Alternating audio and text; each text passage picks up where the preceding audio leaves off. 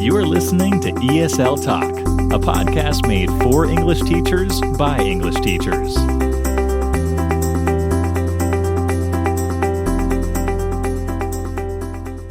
Hello, welcome to a brand new episode of ESL Talk. I'm Daniel. And I'm Faye. And we've covered some fascinating topics so far this season, and this episode promises to be just as interesting. Yes, very true. Today, we're talking all about effective speaking strategies that work. As teachers, we all speak a lot, but how do we make our words really count and our students really speak? How do we maximize every conversation and interaction? Yeah, this is an episode I'm really looking forward to, as how we speak and communicate with our students can make a huge difference to our students' progress and learning. Our guest today, Jeff, brings 30 plus years of English education and learning to the podcast, as well as his patented Ping Pong talking theory. Which I'm actually really curious to know about. I haven't heard of that before, but it sounds quite interesting to say the least. We'll definitely get a lot of great ideas from him today. So Faye, let's get started today. And can you tell me, first of all, for you, what are some speaking strategies that you implement into your classes? Well, actually, I've always been a huge believer in minimal teacher talking time, or the infamous TTT, if you've taken a CELTA or a TESOL course before. I always try to speak as little as possible in my classes. So I employ a few strategies for that. For instance, I rarely answer students' questions immediately. So if a student asks me a question in class, I always ask the question back to the rest of the group if it's a group class. And I try to see if anyone can answer that first. Sometimes I even give students some time to discuss in pairs and all that, and then I check and clarify. So that already helps a lot with that TTT. If it's tutoring, I usually ask the student to tell me what they think the answer is first. Mm-hmm. And, there are a couple of advantages to that. Like, obviously, you talk less, but also it helps them become more independent and more confident because they often already know the answer, right? Yeah. And one other thing I like to do is I always include small group discussions at every stage of a lesson, like as a warmer before I start a lesson to check comprehension. I have students discuss what we just learned when they're comparing answers, or even for post-lesson discussions and things like that, right? How about you, Daniel? Yeah, a lot of similar techniques as yourself. I'm not a teacher, I'm a facilitator. So It's not about me telling you what you should do or how you should do something. It's me questioning, discussing, getting students to be active and involve themselves in the lesson and the material. So, at the start of a class, I might not say anything. I might show you a really short video clip or an image or a group of images to get you thinking. To start a class, I might not even go into the class before we link it to the previous lesson or the previous week's classes. So I might say, so what did we do on Monday? Or what did we do in the last class? I'm going to give you 3 minutes now to check your notes, check your learning, and, relay to me. And I'll get those responses in audio form by students speaking. I'll get them in written form by students writing them, so that they're always on their toes. And also I will always preface that with, be prepared to discuss it or be prepared to write it, because I am going to choose students at random. So they have to be on their toes. And that's a really good way to get students speaking. Another thing, again, that I'd like to do is to make sure that during a class, there's lots of opportunities for students to ask questions. So we're stopping regularly. Is this clear? Is there anything you're not sure about? Does this make sense? And then if we get the bobbleheads, which is, the automatic nodding of the head, I might say, okay, Faye, can you just summarize what we did in this part of the lesson? Or can you tell me how I should complete this activity? Or what are we doing now? That's a really great way to check for learning and also make sure students are speaking. And then the most important thing, like you said, is minimize the teacher talking time. My role is just, here's the activity, here's what we need to do, here's how we need to do it, over to you. So I'll always have a lot of pair work, group work, and discussion work. I think that's a huge part to improve learning. And not only that, it also improves students' confidence, their knowledge of the topic, and also their confidence in speaking English. So yeah, I really like what you said about you prepare them first. You say, I am going to ask you about this later. So they know it's coming. They focus more, and then they're more willing to talk, right? Exactly. But why do you think it's important for us to focus so much on speaking and quality conversation in class? Yeah, this is another thing that I was going to mention, actually. You just said why.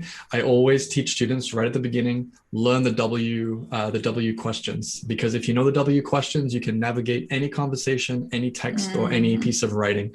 So why is it important? Well, if students are speaking regularly, then they're going to be more likely to ask questions, to answer questions, to help each other, to connect other aspects of their learning together. So it's really important for quality conversations, which means gentle corrections, peer editing, group editing. This way, all the students are involved in the process. The teacher is involved, but it's more of a guider and a facilitator than a teacher per se. And good conversations don't need to be perfect conversations. If students are making mistakes, that's okay. Can my listener or can my audience understand me? Can my listener, can my audience follow what I'm saying? And can they ask questions that I can answer? Those are the really important skills that we need to facilitate. And the most important thing, if you can speak well and you can converse well with your peers and your teachers, then we can think critically. And critical thinking is the biggest thing that students can learn. Absolutely. Yes. Yeah. So talking about, improving students' communication and the quality of their speaking, how do you correct or bring attention to your learners' spoken English? Yeah, I think you kind of mentioned that, but this idea of they don't have to be correct all the time. Accuracy is not the goal. It's a tricky thing to do. I think when we learn teaching, we always kind of separate activities into fluency and accuracy, right? So if I am doing a fluency activity, like let's say a post-reading discussion or a final speaking activity following a grammar lesson, right, I'm focusing more on their fluency there. And I don't want to interrupt that flow. I don't want to focus on the issues. I don't want them to focus on that, right? So what I do is I try to take mental or actual notes sometimes of errors that I hear while I'm monitoring them. And as you get more experienced, you can kind of do that in your head. You don't really have to write it down, but when you're starting out, you can. And when the students are finished with the task, I might put that up on the board for class correction. I never say who said what, because otherwise next time they're not going to be as free to speak or as confident. So I just put them up randomly and I say, I heard these things. Can you guys talk about it? And again, I give them the chance to discuss in pairs or groups, like what's wrong, what could be different, and things like that. And if I have a class that's particularly shy or quiet, I might even do the opposite. I will actually take note of the good examples they've used or some sentences that are notable for good grammar, target language, and then that will help build their confidence. And then maybe I might do errors later on. But that's usually how I do for speaking. And I just try to create a bit of awareness. I think noticing and being aware are really key for that. Do you try some of that too, Daniel? Yeah, so kind of similar to what you said. If it's a one-on-one class, because I do have a lot of one-on-one students, what I'll be doing is during a discussion, I don't want to interrupt the flow or the, the kind of the fluency of it. So I'll always be taking notes. So my fingers will be tapping the keyboard all the way through a lesson. And then at the end of the lesson, I might say, so here are a few things for feedback, for homework, or, before the next lesson, take a look at your errors. What kind of errors are they? Are they articles, plurals, prepositions? These are the most common ones, subject verb agreement. Why don't we go back and correct those? And then for the next lesson, the first 5 minutes, let's recap that conversation. Let's see if we can put that learning into practice. So that's one way. In a class, what I will do is I'll always do the kind of the throwback. So if a student says, yesterday I go to supermarket, I'll say, you mean you went to the supermarket? Oh, okay. Yeah. So again, kind of bounce it back to the student, just to kind of make them gently aware in a nice way without kind of saying, no, you should say this. It's do you mean, all right. And then again, having that questioning tone. What do you mean exactly by this? You said this word, do we mean this, or could we say this? Oh, okay. Got it. That's another technique. And then one more thing that I think is really useful to help students as well is when they're writing something, again, in a group scenario, I'll get them to submit things anonymously and, different tools that we can use. So other students don't know who it is. And we might analyze it as a class. Now, I might say to that student, one-to-one. Is it okay if we look at your writing? No one will know it's you. Right. It's just as a learning tool. And I'll always do 3 examples. I'll do a great example, I'll do a good example, and a not so good example. So then students have a range of really good, not bad, and could be better. So that's always a good thing. And then finally is if we do a presentation or a speaking task, feedback and reflection. So Faye, why do you think it's important that students speak as much as possible during classes? Yeah, so I think we touched a lot on this already, but I love the word you used before. I really see myself as their language facilitator. Yes. And I think that should be what how every teacher sees themselves as, because at the end of the day, you want them to become proficient in the language. And the best way to do that is to speak it and practice. Yes. We are proficient in it already. We don't need to speak it that much, right? So oftentimes what happens too is that the only chance our students have of doing that is while they're in class. They have no other way of speaking English or no one else to speak to. So they should be able to practice as much as possible. It's also less boring for them if they're the ones doing the work and talking. And it's honestly easier for you as a teacher. That's why I personally find tutoring a lot more tiring and exhausting than group classes, because the focus is a lot more on you, because you have to speak more. But in a group setting, you can speak so little that you can barely speak, and then the students do all the work, and that's great. You're not being lazy. You're actually maximizing the time they have and making it way more valuable for them. And you're empowering them as well, giving them the tools that they need to be successful. So yeah. So related to that, how do you facilitate that in your classes? And how do you make it maximized? The thing I've said all throughout, if you've listened to previous episodes, is that context is king, context is key. And knowing the situations or the time or the places where you can use it, task-based speaking is really useful to help students speak as much as possible. So giving students options of, if I was in an airport, or if I was in a hotel, or if I was walking down the street, how could I use this language? So that's a really good thing to do. So giving students choice can help them speak more, because if they have a little bit of knowledge on a topic, they'll be able to speak more confidently about it. And then also with this, speaking as much as possible, putting them in groups where they're responsible for specific tasks or specific duties or responsibilities within that group, that will get them working. So let's say it's a presentation. Okay, Faye, you're in charge of the introduction, which is the first 4 minutes. Okay, Daniel, you're in charge of the first main research point, which is 4 minutes. Okay, the next person, you're in charge of the next 4 minutes. So it's equal. They have to all work together, and they all have to speak for an equal amount of time. I think that's a really great way to maximize that. And then also getting students who are listening, who might not be speaking, to always take notes and write down questions around those 5 W's. An easy way to ask a question is to ask a why, what, when, where, or who question.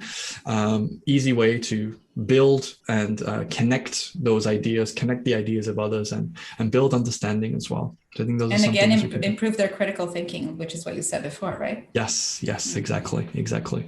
So Faye, how do we then taking this on another step? How do we then develop and improve students' speaking skills in an achievable way? How do we kind of check for progress or assess speaking? Because it's quite difficult.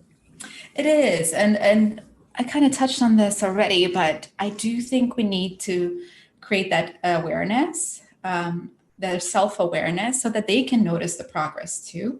And I think we need to give them at first simple, achievable goals. So one thing I like to do, because most of my experience is with more upper intermediate advanced learners and exam prep, but in that case, they're usually quite fluent. But I often try to pick on something that they use excessively. For instance, let's not say I think all the time. There's nothing wrong with it, but you're at a level where you could have more variety. Yes. So first, I try to create that awareness. The first couple times I mentioned that, they don't think they say that too much. So when we do a couple of activities, I ask them to count each other's, like the number of times the other person said, I think. And again, this hinders fluency, which is something we mentioned we don't want to do all the time, but it does at first. But that creates that awareness in them. And they're like, oh, I am doing that. And then they start to analyze their own speaking. And it's so important for higher levels because they can communicate already, but maybe not to the best of their ability. Right. And at first they notice that, and then they definitely lose fluency, and they can be quite frustrating. So that's where you come in, to motivate them, to facilitate and remind them this is natural. I like to even show them like articles, sometimes even if they're more academically oriented, like by Michael Long. He wrote a book on that, on noticing. And like, this is a theory. We understand how this works. This is your brain working to improve. And then you give them the tools, and you give them the things they can use to replace that phrase, for instance, and they start using it. And it's really rewarding when you see their progress, and then you point it out, and they're like, wow, that's true. I can do that so much better now. Some teachers even like to record students on the first day of class and then record them at the end again and show them that improvement. Yeah. That's something I do regularly as well. Right? Having like a kind of like a diagnostic at the beginning for speaking, listening, reading, and writing, and then showing the difference at the end is it's a really great way to point students at their progress. And kind of tying into what you said, I had a Brazilian student who loves to say the word basically every sentence, basically. And then I said, well, we're in a university style class. It's very academic, so we don't want to make things basic. We want to make them detailed and deep and, analytical. So here are 5 words you can use instead of basically. And to this day, he hasn't used that word. So it definitely works. That's what's driven. I think I have a series of posts on my Instagram for ways to say phrases. Yes. I'm a huge believer in that. I never want students to think they're wrong. I never say, don't say, I think this is wrong. It is not. But these are other ways you can do that, and just that's our role, is to give the student the alternative and help them notice it, and then show them their progress. That's how you make it achievable. Exactly. But in terms of the class content, how do you think all of this that we discussed drives your content? Yeah, my approach to teaching, doesn't matter who I'm teaching or what I'm teaching, is I do a step-by-step approach. So for example, we have a presentation at the end of this week. We have 3 classes to get there. Here's what we're going to do today. Here's what we're going to do in the next class. Here's what we're going to do on the last class. And I just break things down step by step so that students can see, okay, here's our journey. Here's our plan step by step. Here's what we have to do. So I need to be able to understand this topic and speak about it, and be able to talk about some of the main ideas or the keywords. In the next class, I need to be able to give my opinion or my response to this idea or this text, or be able to give some more examples or some research. In the final class, I need to present and structure and organize all of these ideas in a coherent way to achieve the grade, or to pass this level. So step by step, piece by piece is a really good way to do that, and to get these speaking skills to where they need to be, so that students can not only understand, they can respond, they can interpret, they can analyze, and then they can present it and synthesize the information, and they can present it to their peers or to their teacher to show their success. That's great. You're basically adjusting their expectations and making their role and their goals very clear, right? And the beauty is, if you break things down step by step, there's no confusion, there's no misunderstanding. It's today we're doing this. We're not going here yet. We're going to go here first, and then here, and then here, and we'll reach the end goal together. And we'll answer those questions, or I'll help you challenge any misconceptions, or support you if needed at each step of the journey. Wow, we already had a great discussion to kick things off today. We did. We're now going to hear from our special guest, Jeff, who's a real inspiration to me, and he's a vastly experienced English educator with 30 plus years of teaching experience under his belt. Yeah, I'm really looking forward to it. Let's get started.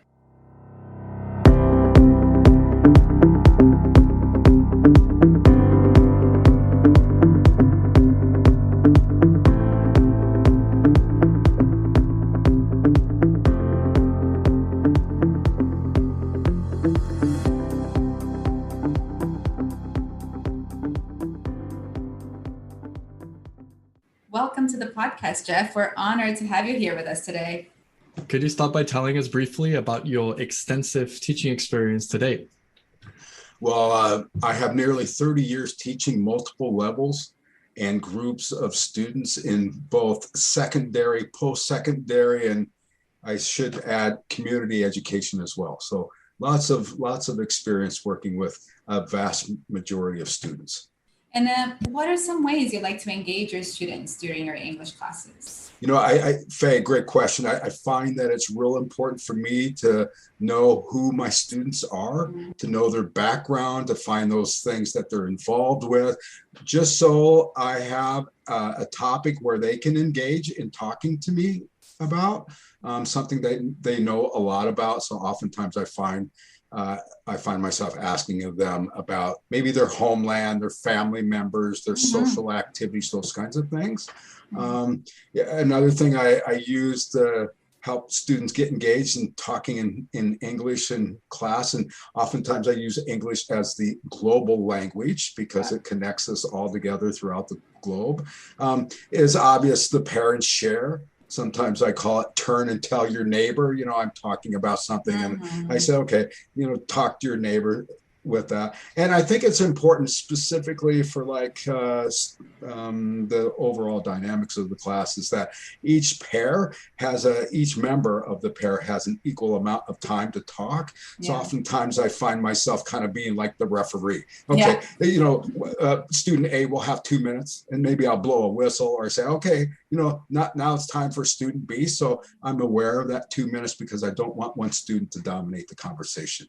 Yeah, another way I engage students is by the use of my body language. And I'm very theatrical in class. I find that teaching oftentimes is a lot of theater. So I use that. And I've had many, many, many comments from students saying that it's my body language that really makes them connect with what I'm saying. So I think it's real important.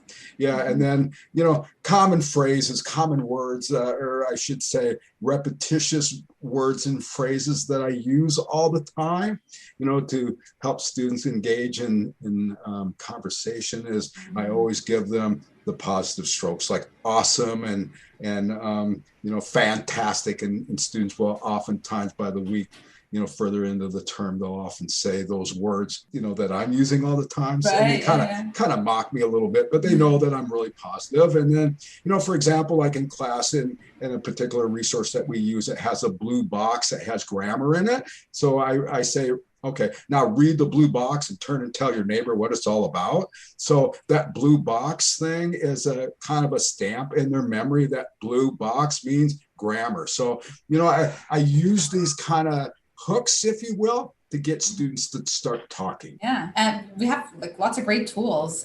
Does any of this change in a classroom on an online environment, from the classroom to the online environment? Well, the first thing I think about is my body language. I'm only able to show a certain amount of my body language because I sit in front of a screen. Right. So, in the classroom, I'm moving around and I'm using my hands, my legs, my whole body. So that helps a lot, in addition to all the things that I do to get people or students to engage in talking. I've kind of paralleled myself with Daniel, your colleague here, in using humor. Humor is a nice way to, break up the ice a little bit and have students start to talk. So I use that as well. And so with humor, I can still use that online, but I can't use the body language that kind of accompanies the humor. So, sometimes it may go in maybe in one ear and out the other online, whereas in the actual brick and mortar classroom, they would maybe get the gist of what I'm talking about. Yeah. Great. So, Jeff, the moment has come. Can you tell us a little bit about your ping pong talking theory? Yes, I will. I think about when I was a young lad and learning how to play ping pong. Daniel and Faye, that's the game where you use a paddle and a little white ball and you try to hit it back and forth to your partner on a flat table, right? And when you see the real good players, the sound is like really quick, right? And so when I was a young kid and learning how to play ping pong, sometimes the sound of my ping pong game was, and that was it. I had to pick up the ball. I missed it. I had to hit it back to Daniel if he was my partner, and then Daniel would hit it back. And, initially we're not very good. And just like when we're speaking an additional language, we're not very good. We're making mistakes. We're picking up the ball multiple times, that kind of thing. But the more we practice, Faye and Daniel, that's when we begin to hear.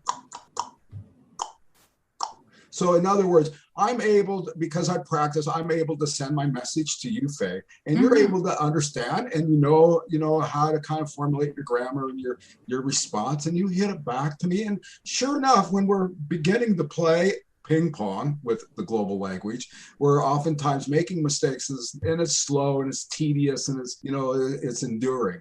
But the more we practice, you know, in a year from now, we're going just as much as we're using the language. So that's my ping pong theory. I tell students, you know, think of English as playing ping pong. At the beginning, you're not very good, but as you practice, you'll be able to, you know, quickly receive and then throw the ball back again, or receive your message in English and then produce the message in English to the person that you're speaking. Oh, I really like that. I might steal that. Yeah, please for do. Future. Please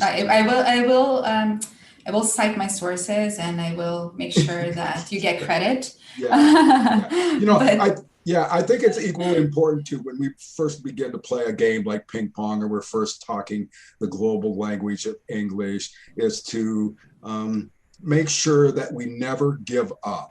Yeah, you know, I can't hit the ball. I'm not very good. In fact, maybe I suck, if I can use that informal language on your podcast here. Sure. But, you know, I'm not very good. But you know what? Darn it, I'm not going to give up. Yeah, I'm going absolutely. to continue to go, and I continue to practice. That's the thing that motivates me, because I want to be like the next grand champion of ping pong with the global language, right? Yeah. And with that, when I practice, I try to make it fun too. I play ping pong, or maybe I'm talking with my friends with music. Maybe it's we're singing songs together, or just music in the background. I feel uplifted. You know, I'm around the people that I enjoy playing around. I make sure that the environment is comfortable, you know.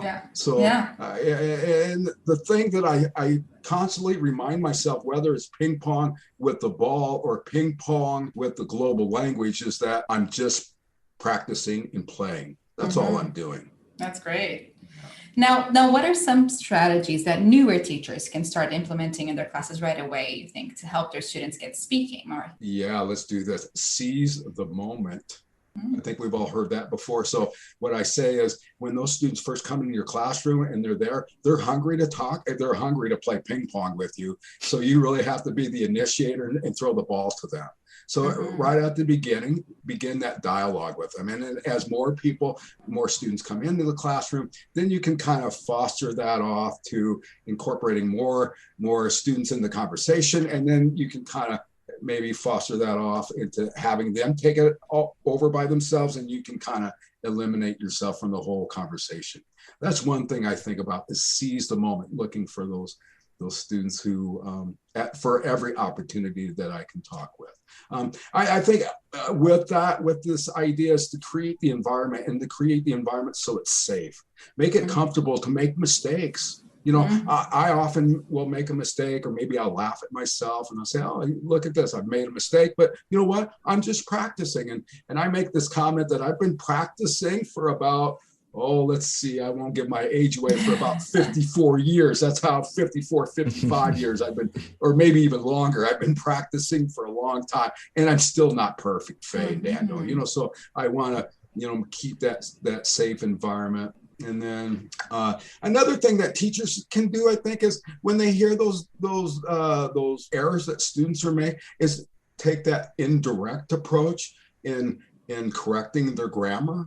So maybe if they say, you know, I go to the store yesterday. So, you know, they're not using the correct past tense. So I said, so if I understand, you went to the store yesterday, and how did that go? You know, so I've corrected their grammar mistakes indirectly. What else? You know, above all, I guess what I'm saying is, be the model. Be the model for all of this. The teacher has to be the model. So you have to pick out those opportunities to speak with students, and to create a safe environment, and to get that ping pong game going. With that is, not only do you have to be the model, but you really have to be the director or the coach. In that, I look at my players and put those players in their respective positions, and then kind of throw them the ball and teach them what to do with the ball. So, you know, and so with that coaching, you're oftentimes, okay, time out. It's not working correctly. We have to do this again. Or maybe, this is what I like. This is this is great. And then, always that constant dialogue, that constant communication to students of how they're performing. And as well as I do, students love to hear positive comments. So I try to flood them with positive comments, all the time. Again, hence awesome, or awesome job. And then, and overall, I think what I try to do to help students with their speaking is I do, and then we do together, and then you do. I talked about that. I start the conversation, we do it together, and then I pull myself out of that conversation. Got it. And then I think a last time is like in a class discussion when you're giving that question for all students to respond. I know we're real quick and we want that quick answer, but I think we have to give them some wait time. Like maybe 5-10 seconds, count yourself, 10,001, 10,002, 10,003 kind of thing. And then when you get 10,010, then, okay, what answers do you have? And with that, oftentimes I'll start with an answer starter. Yep. I model for them. So, I think that's real important for, for new teachers to have some of these strategies if they want students to perform. And I think that's what we all want, is that performance. Awesome. There we go. Taking a leaf out of your book, Jeff. There you go. Yeah, great. So thinking about students at the lower level, obviously a lot of students you work with have, very little or maybe even almost zero ability in English. So how do we get those students speaking quickly and building their confidence quickly? Okay, I'll say this real short. Encouragement, and even still encouragement. So I didn't say it short, but the thing is, Daniel, is I think it's really, really purposeful for us to offer that encouragement to boost that confidence, Yes. To say, yeah, I like what I'm hearing. This is good. I really like the way you're performing. And along with that encouragement, once again, the environment has to be safe. As a student, I don't want to bring attention to myself because I'm doing something wrong or someone's going to mock me or, point an error out to me. I want to make sure it's safe. So I think safety is a second concern. And third, encouragement. So you have to be really encouraging. You have to be the cheerleader of the coaching staff, if you will. All right. That's all great. But Jeff, tell us, what techniques do you think work best to help students improve fluency and confidence more quickly? I think two that are really important because of the age of technology is to use your iPhone along with maybe the bathroom mirror. and when I talk about this, I know, sometimes it's difficult, specifically as English is a global language and the fusion of sounds of our words, and sometimes the fusion of our sounds from one non-native speaker from another non-native speaker, they get mixed up with the appropriate sounds. And so the meanings of those messages can get kind of confused, right? So I think it's an adamant objective for students to try to practice as near as native pronunciation as possible. And with that, I think, okay, one thing that may cause a problem are maybe R and L, world and word. That's a real difficult sound for many speakers to say. So when you're saying this in a presentation or something, it could cause some confusion. So, I teach students for their tongue, they hit the top of their mouth when they say the R and L, and they can do this with their mirror. They can see if their mouth and touch and that, if their tongue touches the top of the roof of their mouth. The same thing holds true. Maybe not so important as the TH sound, but we know, is it a 3 or is it a tree? So with that, I can stay and look in front of the mirror and see if my tongue exits my mouth and it's stuck between my top teeth and my bottom teeth. Because if I see my tongue, then more than likely I'm saying the TH correctly, and someone's going to be able to identify whether I said tree or 3. The other thing is iPhone recordings. Use your phone to record your voice. Yeah. Record your phone, use your phone to record conversations and do a self-assessment. Yeah, that's great. I mean, these are all yeah. also great techniques that students can use to work on Yeah. independently, right? So that they Sure, improve their speaking skills in general. Exactly. Yeah, that's great. All right, so let's move it on to resources, Jeff. So Okay. what resources work well to help facilitate teaching in the classroom? What would you say in terms of resources? Okay, one thing, YouTube, YouTube. Yes. Oh, come on, YouTube. There's so much content on YouTube, so that's the first thing. Vimeo is effective at times as well. It's another, videos online platform that students can use. Another one that I use a lot is eapfoundations.com. Are both of you familiar with eapfoundations.com? No, I'm not. Oh, listen, you have to go there. eapfoundations.com is a website produced by, I should have the name, I believe the last name is Shelton, if I can find it quickly. And he presents information strategies about reading, writing, listening, and speaking. And along with that, subtitles such as with speaking, is it pronunciation? Is it, intonation, that kind of thing. So it's a really good website to use. So my top two, YouTube and eapfoundations.com. Yeah, I'm just looking at it here, just so our listeners can get it. So it's eapfoundation.com. So there's no S. Okay. Just opened it up. Yeah, it looks great. There's lots of different sections and different ready to use materials, it seems. It's nice. And with this phase, if I become a subscriber, I'm just a member of eapfoundation.com. It allows me, after I look at the material and along with the articles that are presented, there's an audio version of that. So I can check my pronunciation and, the rhythm of my language and everything. So that's really nice. Along with the page that I'm looking at, maybe it's vocabulary. If I'm a member, then I can go to resources and activities, and that provides practice for me. That's great. Yeah. So you've kind of talked about this already a little bit, but what advice would you give to new teachers to help them get their students to speak as much as possible, to really maximize that speaking time? Once again, seize the moment. There's always chances to speak. There's always chances to play ping pong. Bring your ping pong paddle and your ball with you, and start playing as soon as you see a student enter your classroom. Start talking with them. And with that repetition, it just comes along with confidence as well. The other thing is, don't reinvent the wheel. So don't reinvent the wheel when it comes to maybe lesson plans and that kind of thing.